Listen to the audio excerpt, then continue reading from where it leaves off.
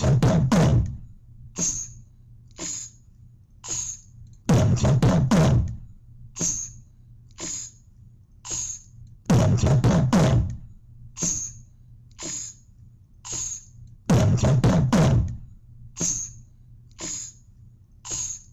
are still suffering with our children here.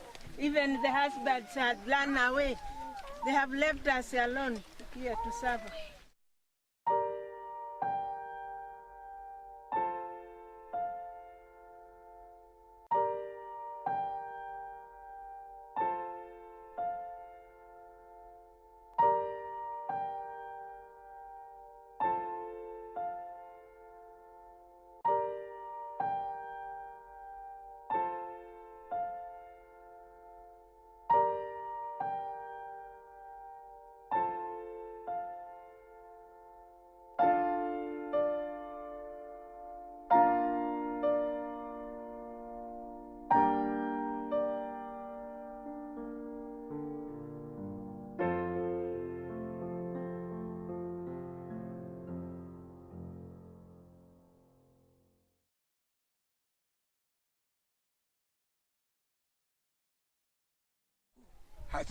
We don't have food. We don't have anything. Ever since the violence, we've still been suffering. Now we don't have houses. We don't have anywhere to sleep. We don't have anything.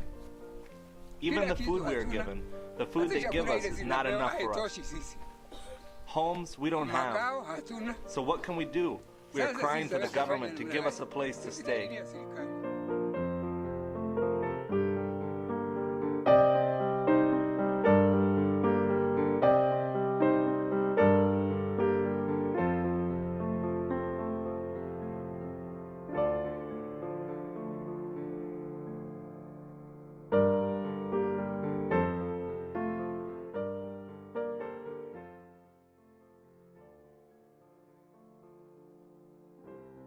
As the whole issue erupted, then the government moved in very swiftly in order to control the situation. But by doing all this, they were supposed to see that calm is prevailing back to the country, because the people that were affected are Kenyans. So it was for the Kenyan government to do all they can to see that situation is brought back to normal. And that is why the government had to use even all the machineries of the security. There was an instantaneous reaction and the violence of untold magnitude erupted.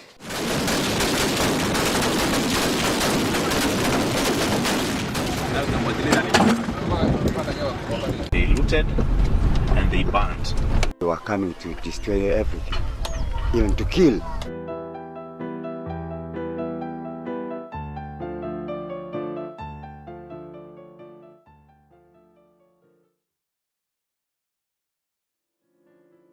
Every time I would wake up, I would pick up my panga. I would pick up my panga or maybe a sword and rush to where the noise is coming from. So as I was rushing to where the noise was coming from, I saw smoke in the air, and when I got there, I found two vehicles overturned and they were burning. And some guys were being slashed. They were inside a trench, they were being slashed. So at some point we would easily corner them. They throw those arrows, they throw the arrows until they are finished. And you would rush to them.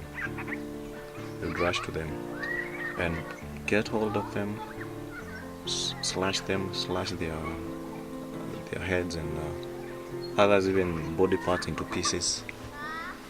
And things were bad. Things were bad.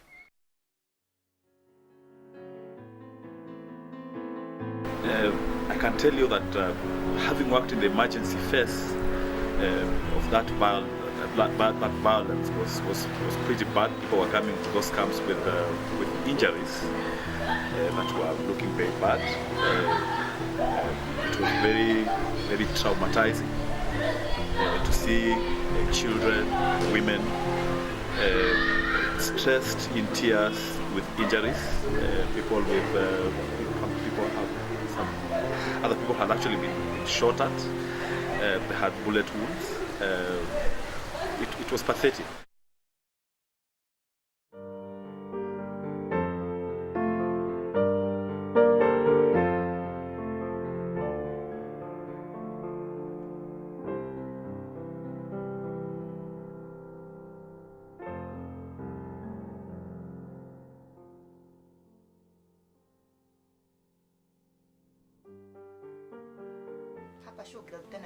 At the showground, we stayed for about 1.5 weeks without getting any blankets or anything.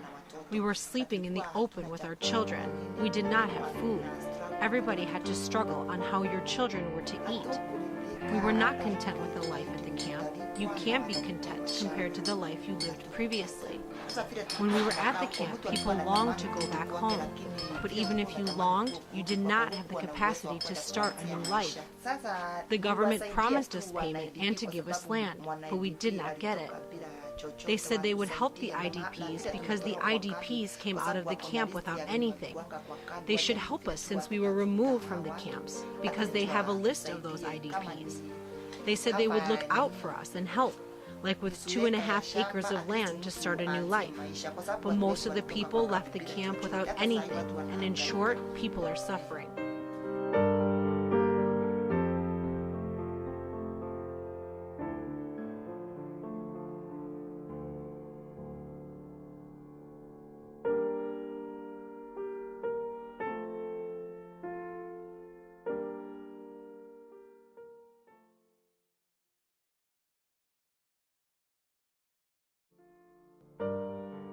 Retaliation creates more bitterness.